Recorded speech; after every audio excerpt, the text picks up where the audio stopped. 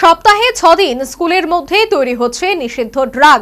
বড়সড় কেলেঙ্কারির পর্দাফাশ। কেমিস্ট্রি ল্যাবেই তৈরি হতো মাদক।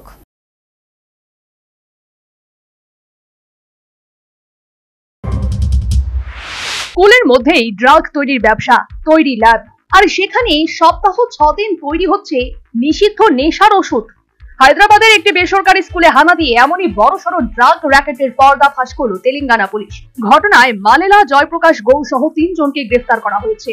ধৃত মালেলা ওই বেসরকারি স্কুলের ডিরেক্টর। কিভাবে সবার নজর এড়িয়ে অভিযুক্ত ওই ব্যক্তি স্কুলের মধ্যে এই ব্যবসা চালাতো তা খতিয়ে দেখা হচ্ছে। শুধু তাই নয়, দফায় দফায় অভিযুক্ত মালেলাকে জিজ্ঞাসাবাদও করা হচ্ছে।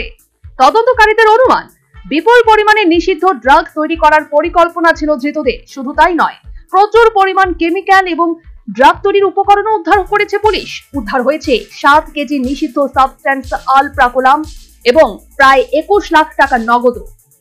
ঘটনার পরেই ল্যাবগুলি বন্ধ করে দিয়েছে পুলিশ। স্কুলের মধ্যে ড্রাগ তৈরির ব্যবসার খবর সামনে আসতেই আতঙ্কে পড়ুয়া থেকে অভিভাবক সবাই।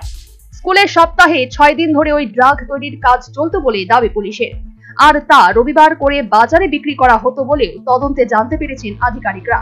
শুধু তাই নয়, অভিযুক্ত স্কুল ডিরেক্টর তিনি নিজে কিভাবে ড্রাগ তৈরি করা হবে সে বিষয়ে ট্রেনিং দিতেন বলেও তদন্তে উঠে এসেছে। তবে তল্লাশিতে অন্তত 8টি রিয়েক্টর এবং ড্রায়ার উদ্ধার করা হয়েছে।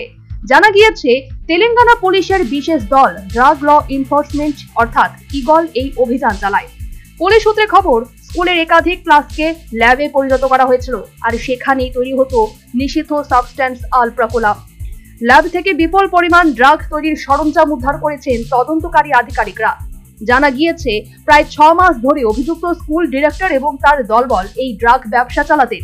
স্কুলের গ্রাউন্ড এবং ফার্স্ট ফ্লোরে ক্লাস চলত এবং এর উপর তলায় অর্থাৎ দ্বিতীয় তলায় চলত এই ড্রাগ তৈরির কারবার।